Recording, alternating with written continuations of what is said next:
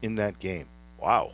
But I will say this, Portland was a 19.5-point underdog to Minnesota.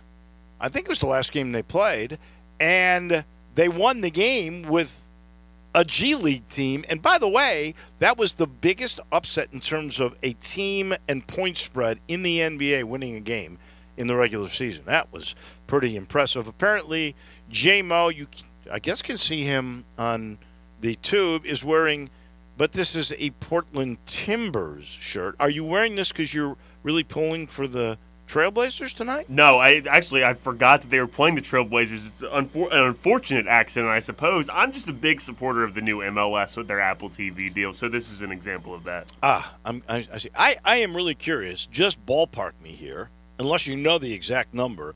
How many different sport teams, jerseys, hoodies, T-shirts, what do you think it is you have? It's an absurd collection that I have of very obscure things. It started, back in high school. It grew in college. I would go to all these obscure places. Tell you what, if you want obscure sports memorabilia, go to a thrift store. Take your pick of the litter there. They've got something for you. So what do you think you have, 300, 200? Probably somewhere less than 100, maybe 70, 75, well, something like that. I can tell you I think it's more. Because I think I've seen more in the year and a half that you've been doing this thing with me.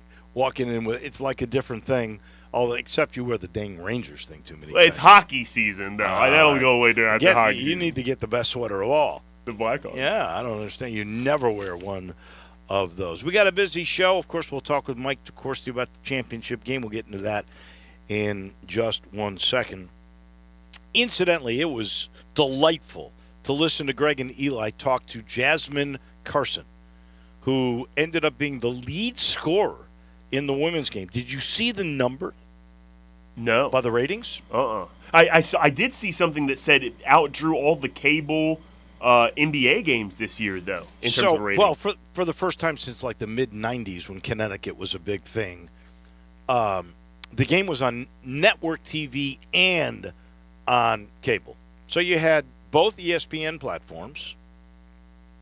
Well, maybe it was just ESPN2, but the main broadcast was on ABC.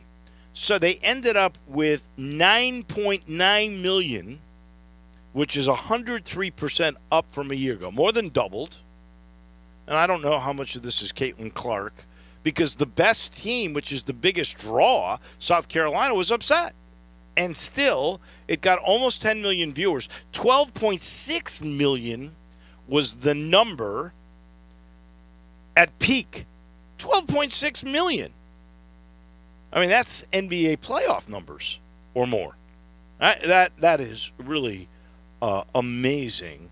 So they probably, this has been a package with ESPN.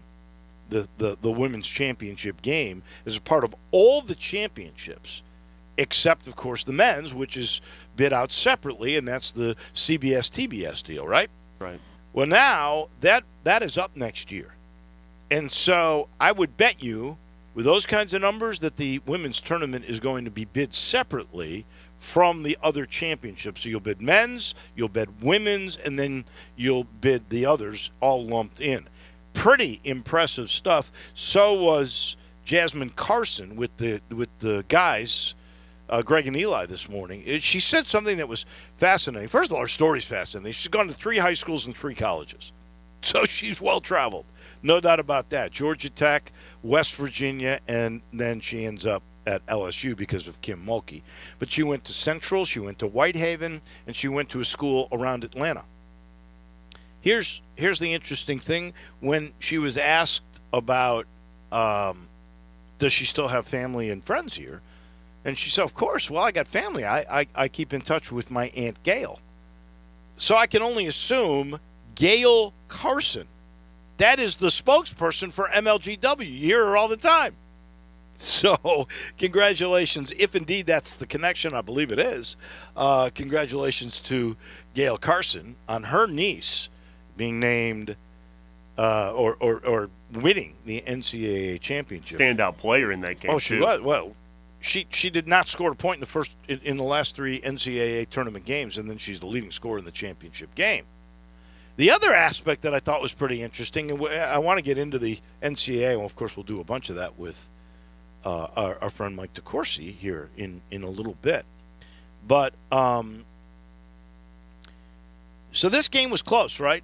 Until Jordan Hawkins hits a 3 after the Aztecs of San Diego State cut it down from 16 to 5. We got a game, and this kid hits the shot. This kid, do you realize who his cousin is? I don't. His cousin is Angel Reese. You're kidding me. The star of LSU, who was the one that also did the ring finger and right. You can't see me stuff with Caitlin Clark. So Angel Reese and Jordan Hawkins, I think, are first cousins. They're definitely cousins. And that family's got 2 NCAA championships this year, one from LSU, one from UConn. That is a good story. A lot of champagne at their family reunion. Yeah, I guess so. He was just talking about how they had seen each other at some sort of a family reunion. He was on the Today Show today. So UConn won on average by 20 points. That's the 4th best school. Kentucky, I don't know if it was Anthony Davis's team, and then they won by 21.5. That's the most margin of victory over an NCAA tournament run than any other school, 21.5. And this UConn team of Danny Hurley's won by 20. That's the 4th biggest ever. Their length and their defense were just incredible. How many layups do you think? I don't know the answer to this, J-Mo, but I would tell you, I would say there was at least double-digit missed layups by teams against UConn in every single game. I would agree with that. There, between Sonogo and the big 7-foot kid, I mean, how do you score around the rim? You got to hit threes, and San Diego State wasn't hitting any of those. That guy's Klingon. Isn't that his name? That's right. Klingon? I keep thinking Klingon from like the Star Trek series. Yeah. Klingon and him, you're right. I mean, I couldn't believe it. How many missed layups in the semifinal game, and then almost as many by San Diego State last night. I mean, you work the ball inside, and they're not even blocking it half the time, but you just have to alter your shot because those 2 guys are standing there. Just incredible. Their length, their defense.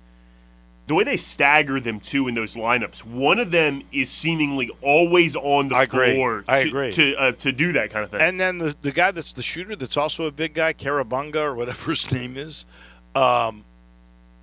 he's a factor. He's got length. He's only a freshman, that kid. It's crazy. And hey, Sonogo could come back. He's only a junior. He could. And I was always marveling the whole tournament at San Diego State size, but Connecticut, like all those wings are like 6'6", 6'7", 6'8". They're all big too. It was crazy. Their defense is so good that a team like San Diego State, which is a physical defensive team too, but they had an 11-minute drought where they couldn't hit a field goal. They got a couple of free throws in there. They could not hit a field goal. They shot 29% in the first half. Got a little better in the second. But that's the reason that Connecticut is so good, is defense. I mean, their offense is terrific. Hawkins can shoot outside. You can't stop Sonogo. Once he gets the ball in the paint, his footwork, his moves, his strength, he's scoring. I don't know how many he missed. What was he was shooting like 65 or 68% for the tournament going into the game last night. Yeah, hang on, let me pull it up here.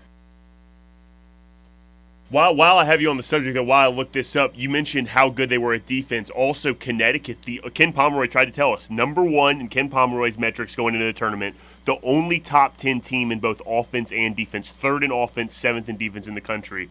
Ken Pomeroy tried to tell us they were the best team in the country. Well, here's my question for you. How did they lose 8 games? You know, every non-conference game, 17 of them, they won every one of those games.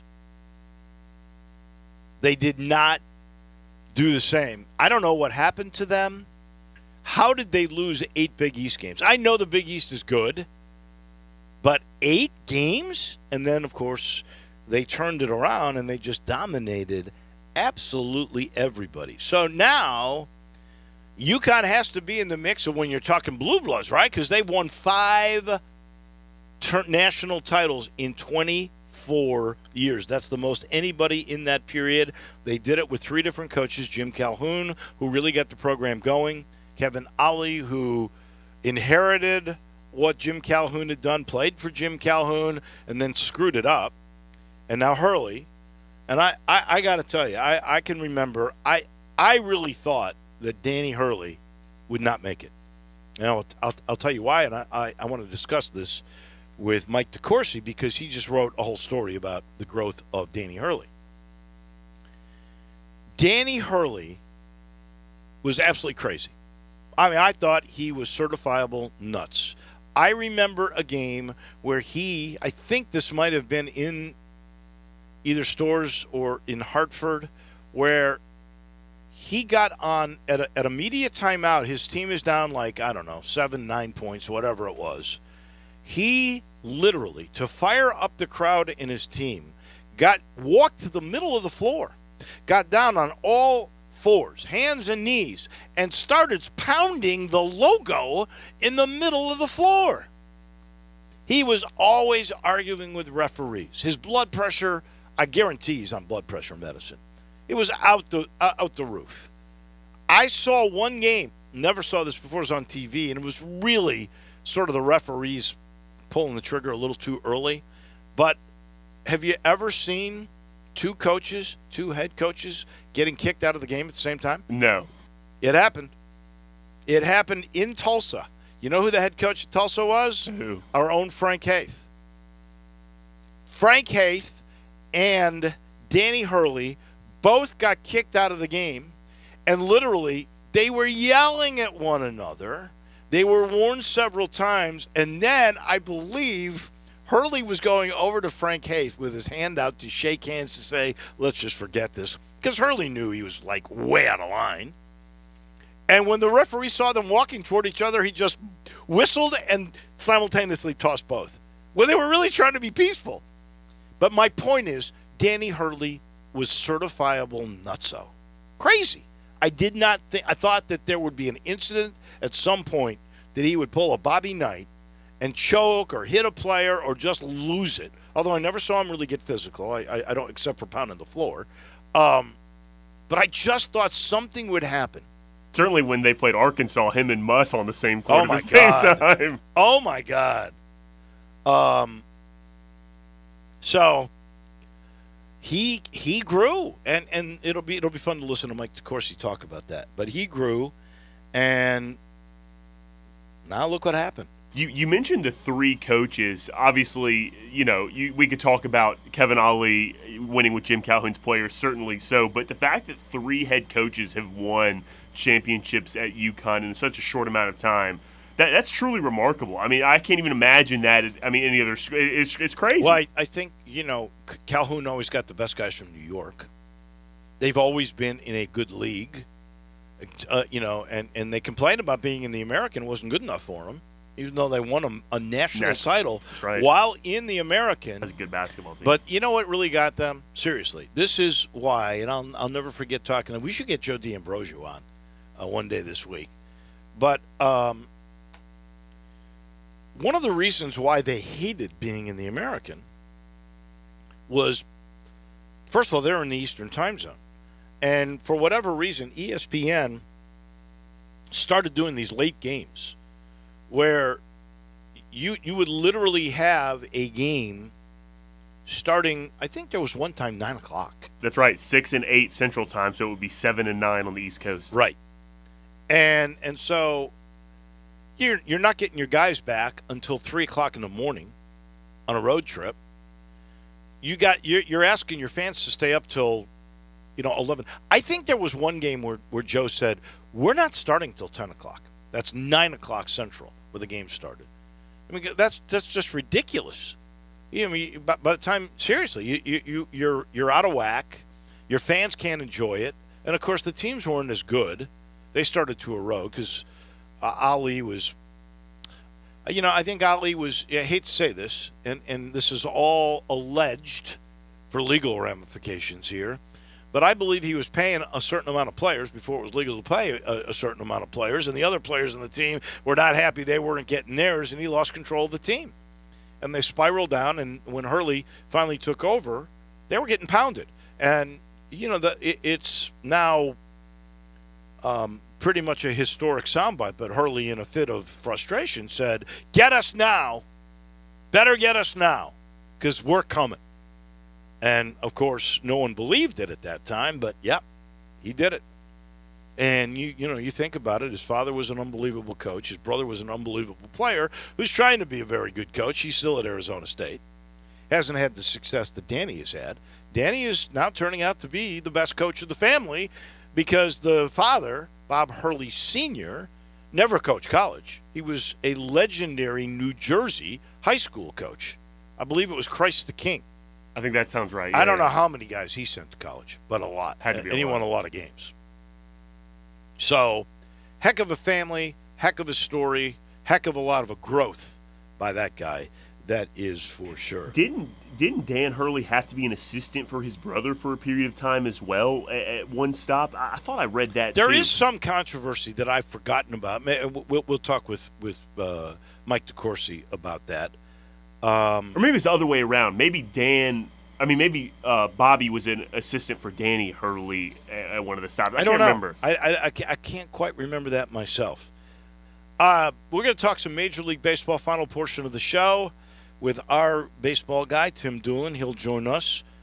Do you know that in the first two games, with the pickoff moves being pretty much eliminated now? Are you a Baltimore Orioles fan? Drew, who used to be the producer. Big O's fan. I like the O's fan. Well, he lived for the Orioles. I'm a Cardinals guy. So the Baltimore Orioles, in the first two games, stole 5 bases in each game. They had 10 steals in the first two games. You know when the last time that happened was? When Ricky Henderson was playing. I don't know when. No, not even then. The last time there were 10 stolen bases in the first two games of a season by a team, it was 1901. You're kidding me. Yeah, no, it's incredible. Only 2 teams undefeated. Game times are down now 23 minutes. This thing's working. 23 minutes. I like that. Keep going. I was in awe of that on opening day, truly. How fast those games went by. And then they didn't block out the games correctly, so there was a little bit of gap between the noon and afternoon games finished and when the night games started. But you're right, they're going by really fast. And I meant to mention this yesterday. Last thing, and then we've got to take a timeout, and we'll bring in Mike DeCourcy. But it blows me away. The WWE. Did you see this? Yeah. This is, to me, amazing. Vince McMahon sold WWE to the UFC, or the holding company for UFC. Do you know how much Vince McMahon and his partners get to pocket? I do. $9.3 billion. Wow. I mean, you got to give him credit. A new mustachioed Vince McMahon. What he came up with, and one of these days we'll get Jerry Lawler on to talk about it. And we mentioned Jerry is the Distinguished Citizen Award winner for the AutoZone Liberty Bowl. We had, I think you must have been away when we had Steve Earhart on to break that news last week. But, so everybody had like their regions, right? And Lawler and a guy named Lance Russell, they were the czars of the Mid-South.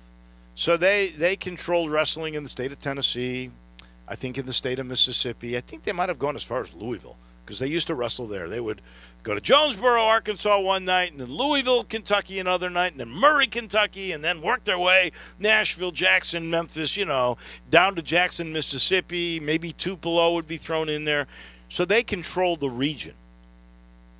Mid-South Wrestling, I don't even remember what it was. And Vince McMahon just decided, to heck with these regions. I'm going to start a national one. And it paid off.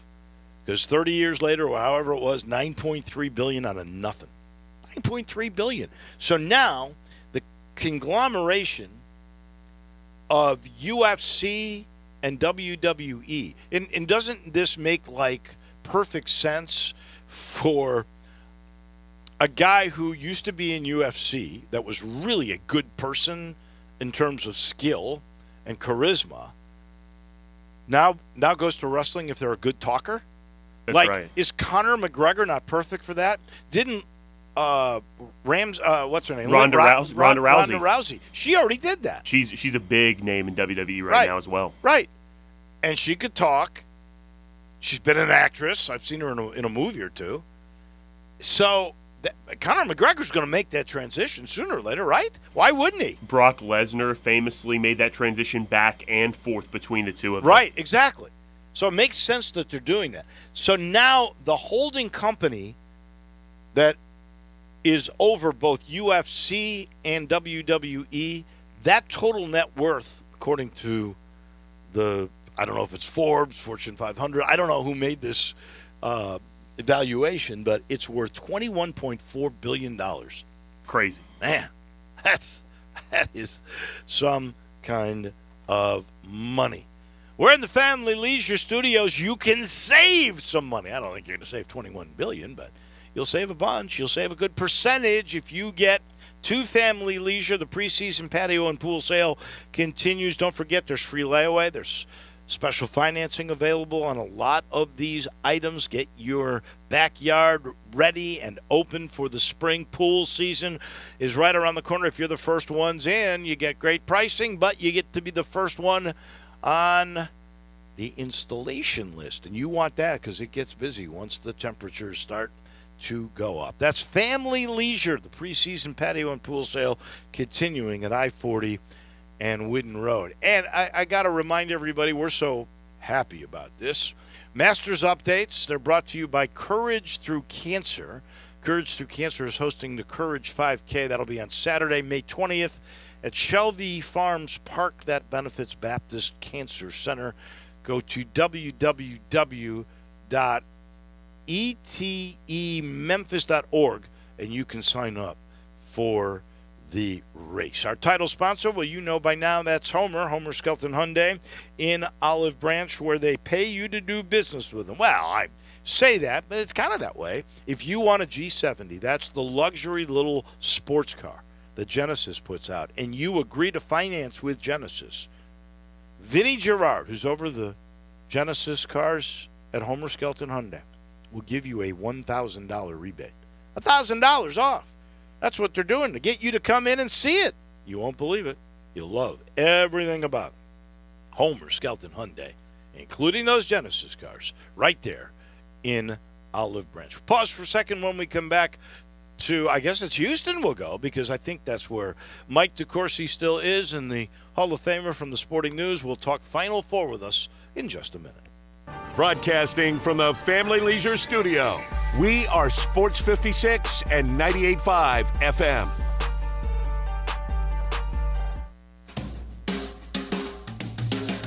Have you ever wondered what's inside your air ducts? Hi, this is Lauren Choate with Choate's Air Conditioning, Heating, and Plumbing. If you are one of many who suffers from bad allergies, especially in the Mid-South, and would like to improve the indoor air quality of your home, then Choate's Air Duct Cleaning could be a solution for you and your family. Air duct cleaning has been proven to help people with allergies and other respiratory issues by removing buildup of debris from your home's air supply. Air duct cleaning will also help eliminate dust from building up in your house, therefore, you don't have to dust as much either. And air duct cleaning is also shown to help improve the performance of your air conditioning and heating system.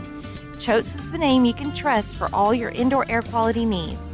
So call Choate's today at 755-4797 or visit our website at choateshvac.com to schedule a free video inspection to help you breathe a little easier.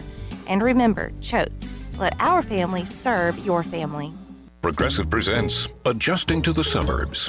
It never dawned on me how much walking I used to do until I bought a house in the suburbs. Like when I'd say, I'm going for coffee, of course I was walking, but now it's like 3 miles and no latte's worth that. I find myself inviting people on walks with me like it's a scheduled activity. This morning, my neighbor asked me what I'm doing, and I actually said, I'm going for a walk with Nancy. Anyway, when you save with Progressive by bundling your home and auto, that's the easy part of adjusting to the suburbs. Progressive Casualty Insurance Company, coverage provided and serviced by affiliates and third-party insurers. The Showboats are back in Memphis. We can't wait to have you for the USFL. Ticket prices start at just $10 for their long-awaited homecoming season. April 15th starts a new era of pro football at the Liberty Bowl when the Showboats seek to reclaim their USFL legacy. Bring the whole family and don't miss the Showboats' historic return. It's a touchdown! Buy your tickets today at theusfl.com. Now back to Wolo and Friends on Sports 56 and 98.5 FM, presented by Homer Skelton Hyundai. Here once again is the voice of the Tigers, Dave Woloshin. So excited to talk to our Hall of Famer from the Sporting News.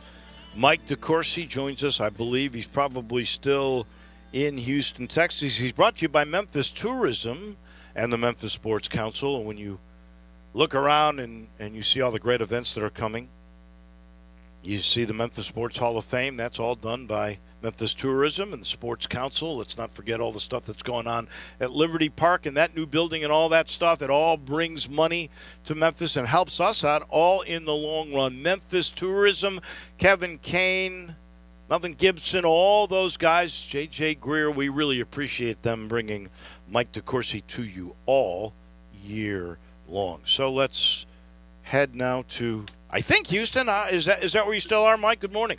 Yes, I am in Intercontinental Airport as we speak. Oh, okay. So you're about to wing your way home. The title game was like every game that UConn played in. They were just too good? Yeah, it was I think it was a little different, and that was all due to San Diego State because they did make it interesting at the end. I was on a few shows yesterday, and as the conversation in the 2020s tends to go, a little bit more toward covering the spread and all that sort of thing than it used to be 10 years ago. And I said that I thought that it would be a game in the end, but that there was a chance, and this is why I don't gamble, there was a chance that UConn would start making free throws and stretch it out. So if you were a believer in that scenario, I guess you could have cashed the beat the spread ticket there. But I always worry about that as a scenario where it's really about an 8-point game, 7-point game, and it turns out to be a 12, 13-point game. Those are the tough ones. And it kind of played out exactly as I expected, with the exception of the fact that that San Diego State going 11 minutes without a basket was staggering. And I thought it was a really important defensive statement for UConn that they had not gotten the credit for their defense that, say, Tennessee did all year or San Diego State did all year. UConn's defense was right there with them metrically, and last night it was all over the Aztecs. Yeah, there's no doubt. I said this to J-Mo as we were talking about the way this whole tournament unfolded.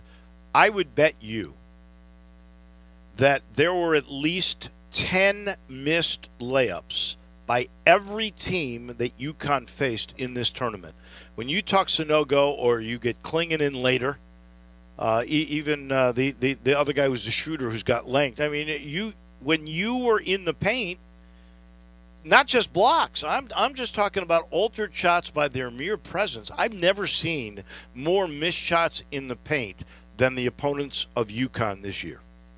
Yeah, and I'll say that last night, one of the interesting things about that 11-minute stretch when San Diego State missed 14 consecutive shots is that not many of them were layups because they had zero confidence that they could get there to layup. They didn't believe that they could get it to the rim. Even when Sonogo was in, who's a very good defensive player, but he's not Dikembe Mutombo in terms of shot blocking or Mark Eaton in terms of shot blocking. He's a really effective positional defender because he's got good, quick feet and he's so physically powerful.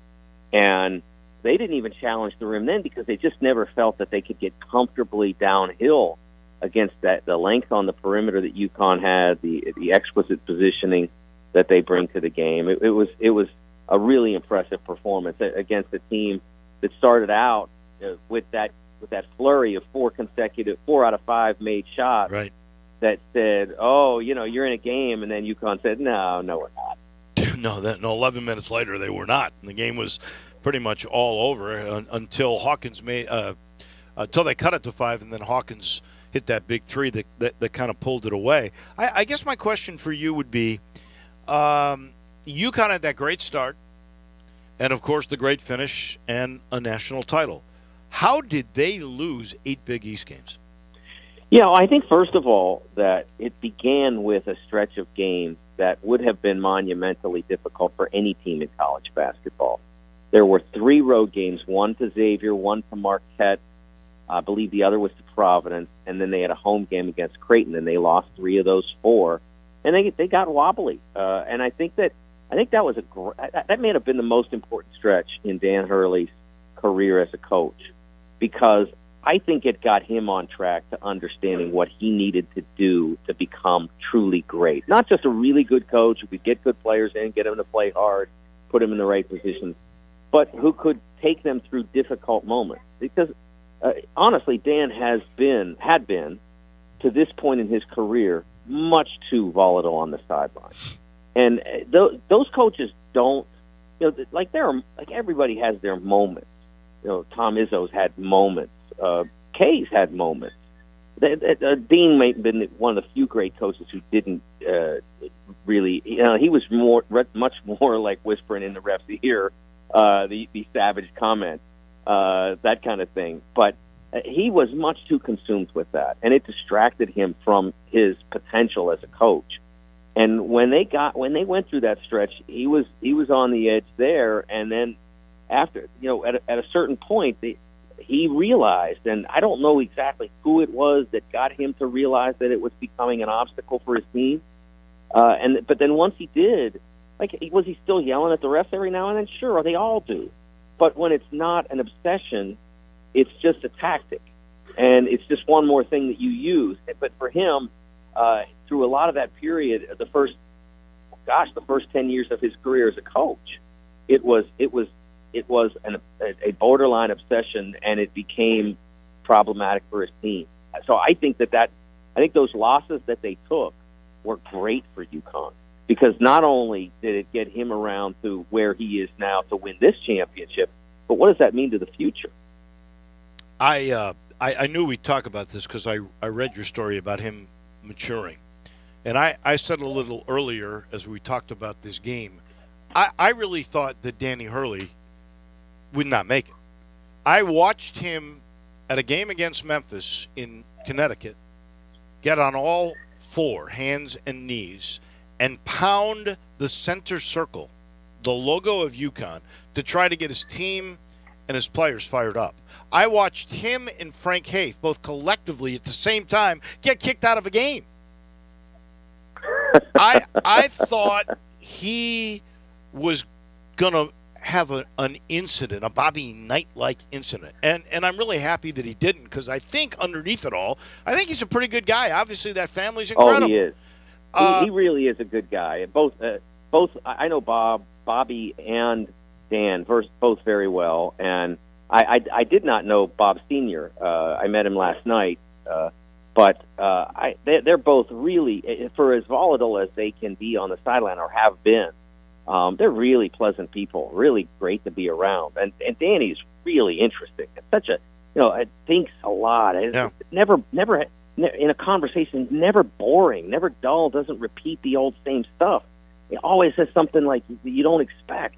And in some cases, he'll say some things that you're like, ooh, I think somebody's not going to like that. But right. He doesn't fear that. He's just an interesting guy. So I am happy for him that he got that championship. I mean, it wasn't easy.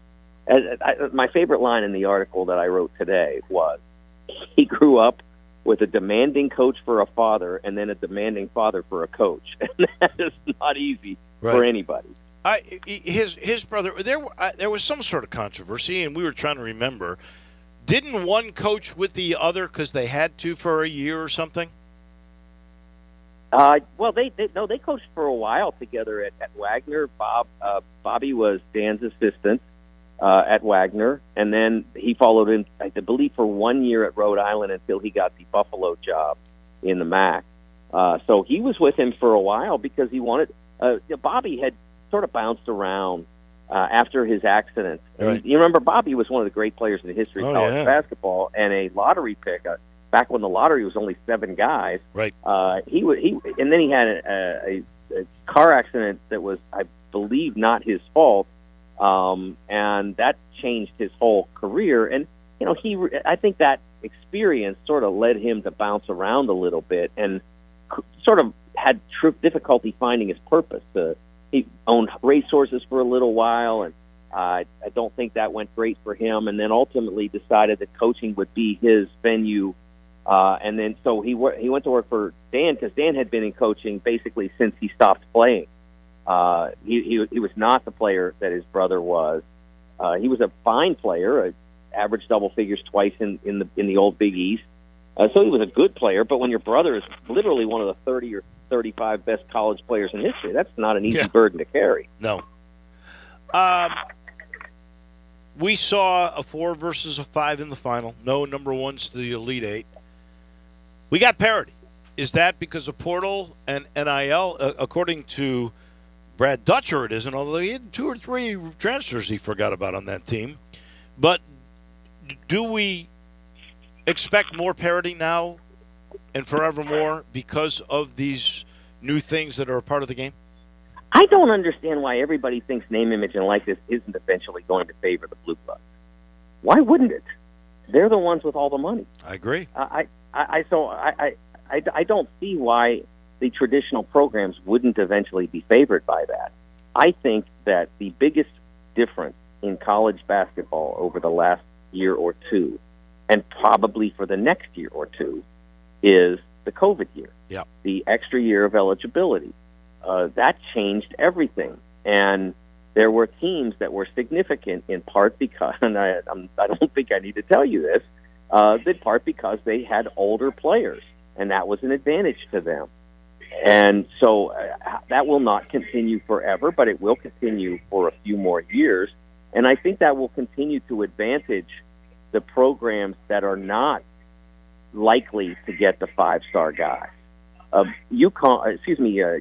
Kentucky is bringing in 4 top 20 recruits next year, 4 top 10s, 3 top 5. But they will be playing at times against players who are, instead of being 4 years older, maybe 5 at the most, back when you might have a redshirt year.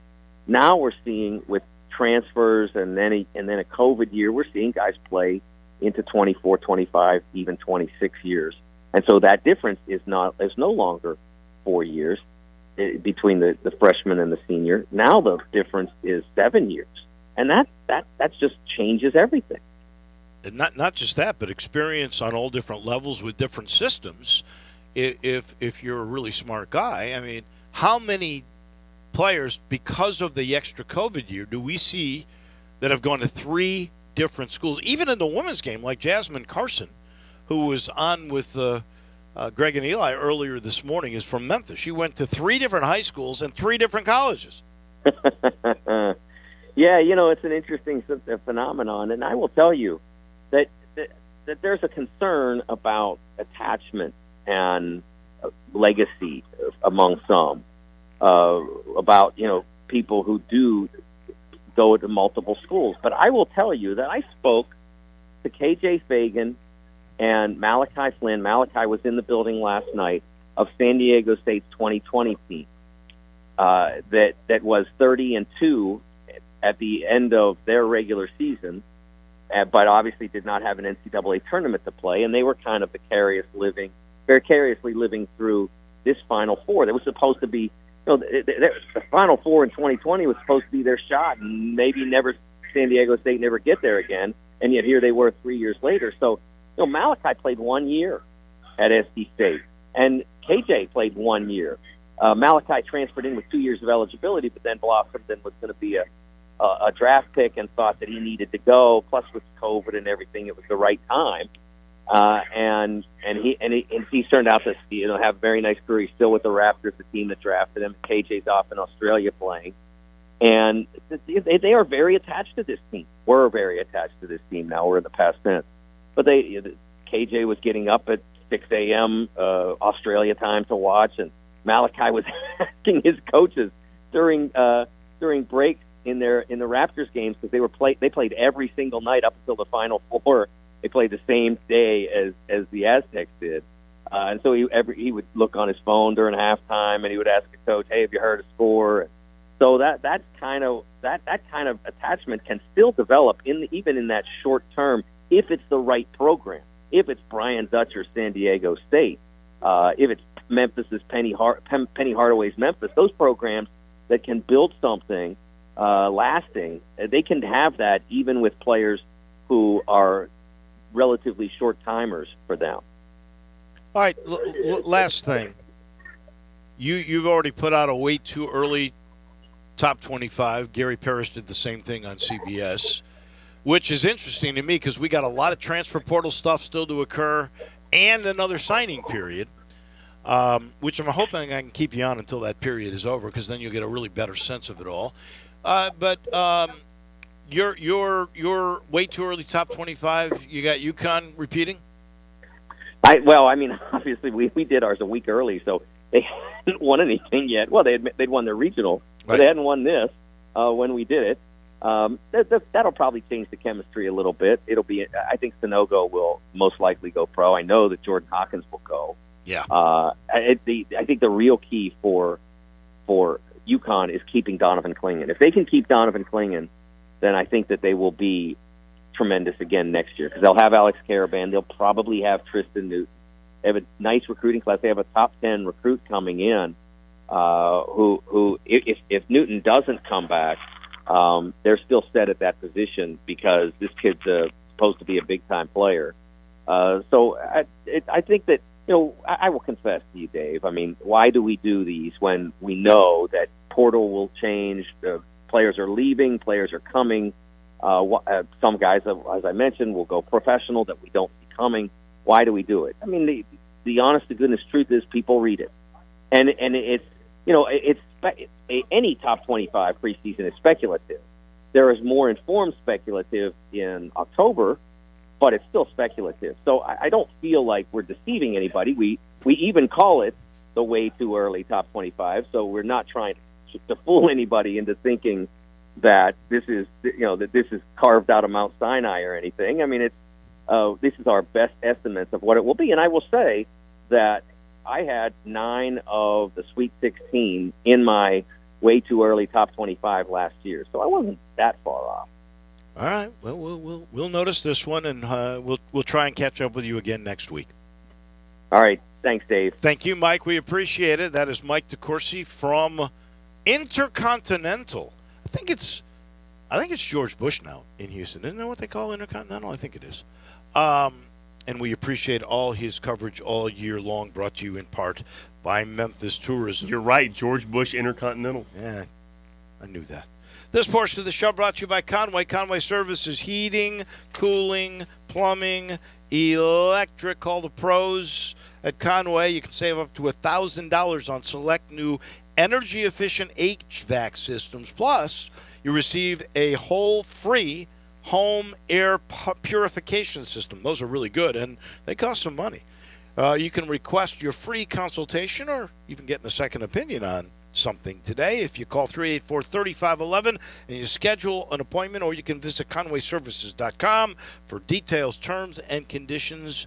They take so much care at Conway. Tim Doolin on baseball. That comes your way in just a minute.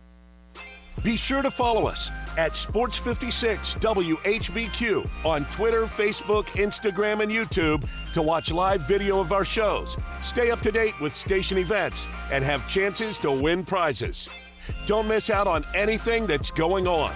Follow us at Sports56 WHBQ. You've heard of James Gaddis Jewelers, but have you heard what they've done lately? Everything. A tremendous selection of diamonds and jewels, gold, silver, and much more. Lots of watches, tons of custom-made jewelry, fine gemstones, bracelets, necklaces, so many choices. Romantics will love the one-of-a-kind estate and vintage jewelry. James Gaddis has experts to help you with wedding and engagement rings, plus 2 repair experts for fine watches and jewelry. Layaway and financing available. James Gaddis Jewelers at 4900 Poplar. Do you want to know what's trending now? You can defer payments of a full NetSuite implementation for 6 months. No payments and no interest for 6 months. This is a big deal. NetSuite by Oracle has never made an offer like this in its 22 years as the leading cloud financial system. 33,000 companies have already upgraded to NetSuite, gaining visibility and control over their financials, inventory, HR, e-commerce, and more. Everything they need to reduce manual processes, boost efficiency, build forecasts, and increase productivity across every department. In fact, almost 90% of finance leaders agree that NetSuite helps them reduce manual data entry time. Whether your business generates millions or hundreds of millions of dollars, take advantage of this special financing offer of no payments or interest for 6 months at netsuite.com/play. That's netsuite.com/play. netsuite.com/play. It's April, and you know what that means? Taxes are almost due. Jackson Hewitt can help you win tax season. That's the sound of your maximum tax refund. The sound of getting 50% off tax prep. The sound of many of our competitors' prices going up.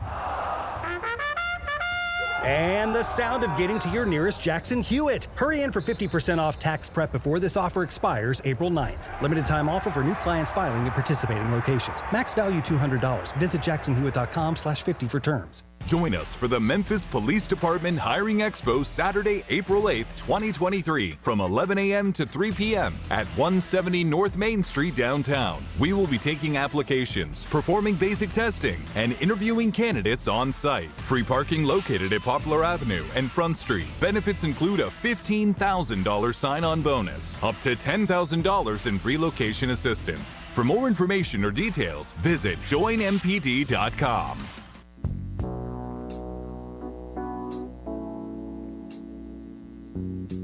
Now, back to Wolo and Friends on Sports 56 and 98.5 FM, presented by Homer Skelton Hyundai. Here once again is the voice of the Tigers, Dave Woloshin. We're going to talk with our friend Tim Doolin on baseball in a minute. He's brought to you by Southern Security, your home team credit union. Almost 70 years now, Southern Security has been serving Mid-South with unbelievably low rates, low fees, great service, newest technology. If you're a business owner, they're perfect for you. If you're in need of an auto loan, nobody does it better. Need better benefits with your credit card. At Southern Security, they handle all your business banking needs.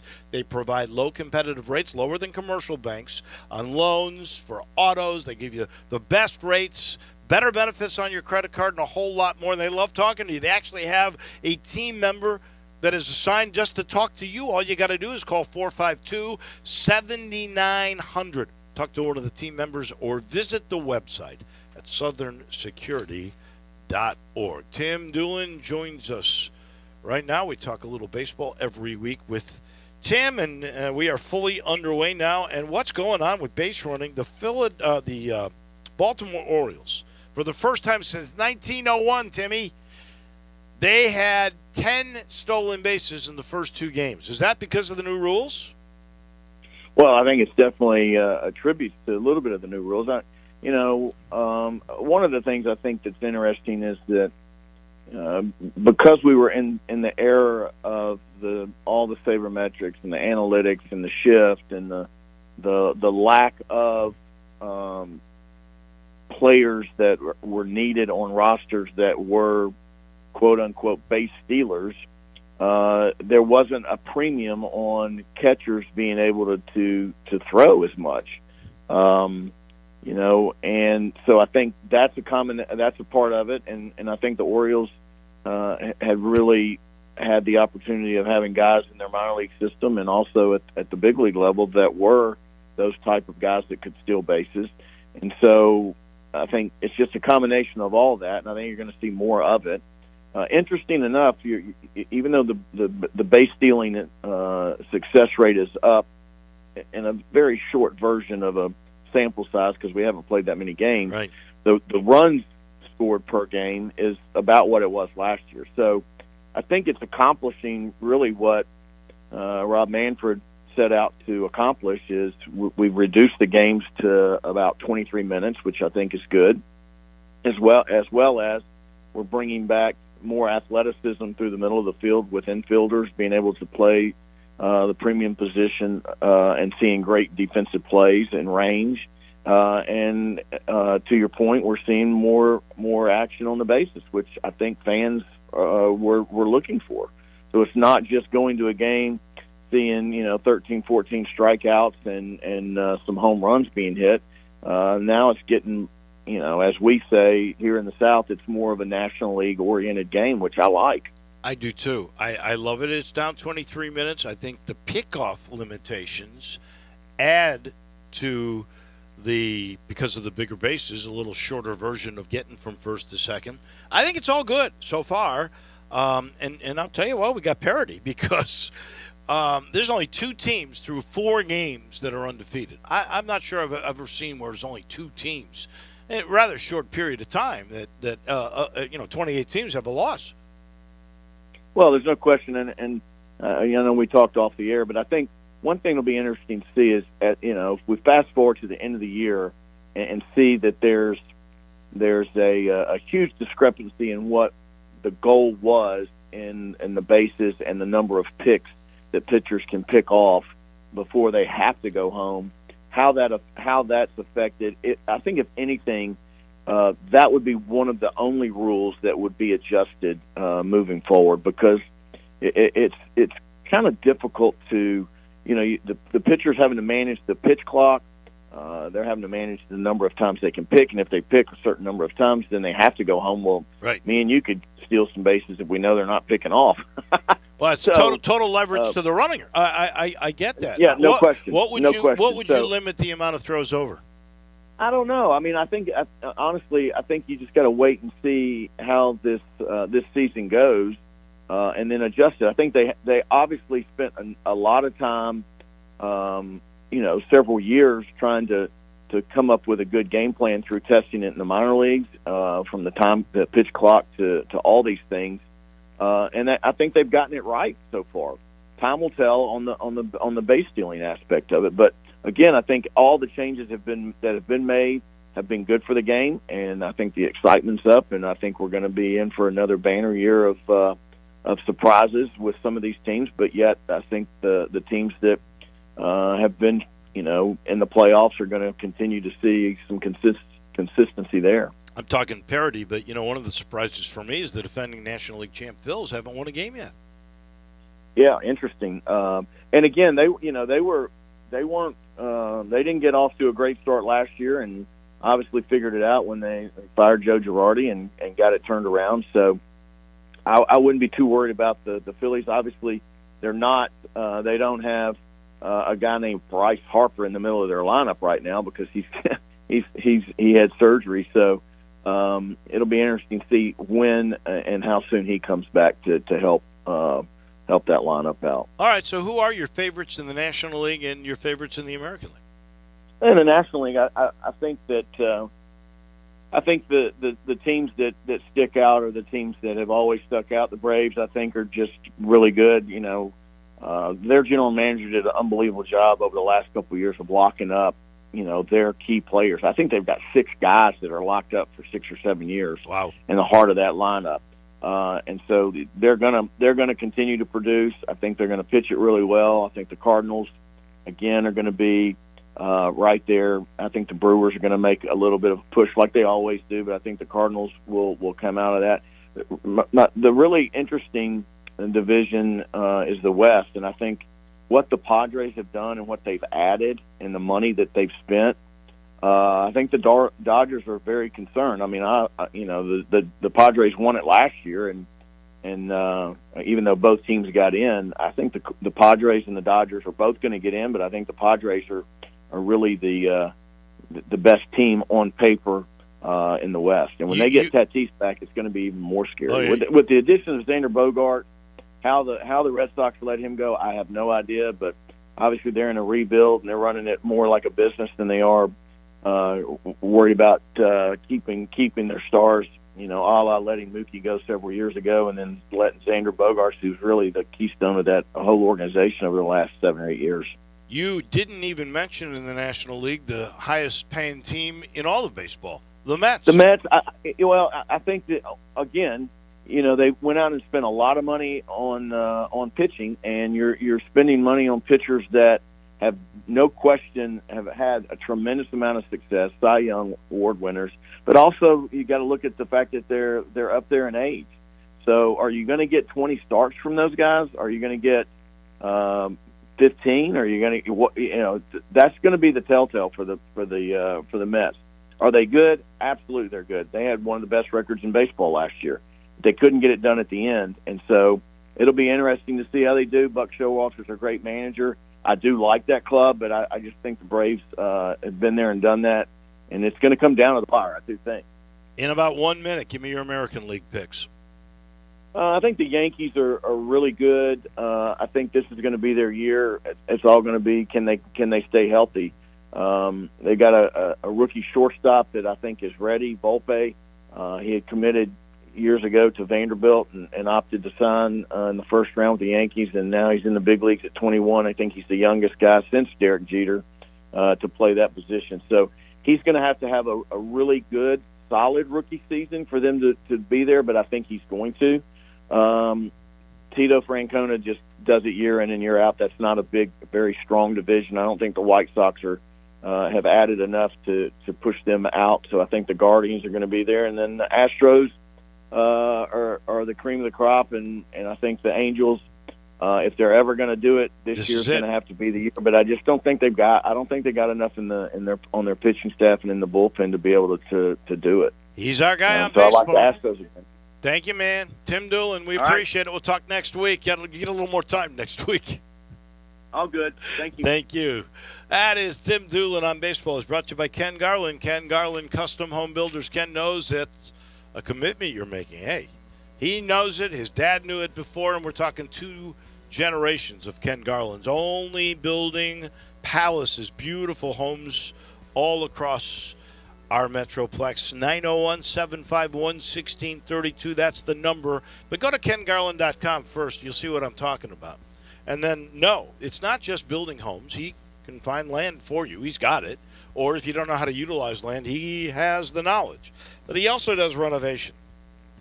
So you love your location, you love your lot, you've been there forever, but you want modern amenities. Nobody does a renovation with innovation better than my guy, Ken Garland. Call him again, I'm telling you, 751-1632. He's fun to talk to. He's a perfect builder because he sees little details in the big picture all at the same time, and you can expect this. Quality, on time, on budget. That's what they know at Ken Garland Custom Home Builders. Back tomorrow. Johnny Radio's next. Have a great day, everybody.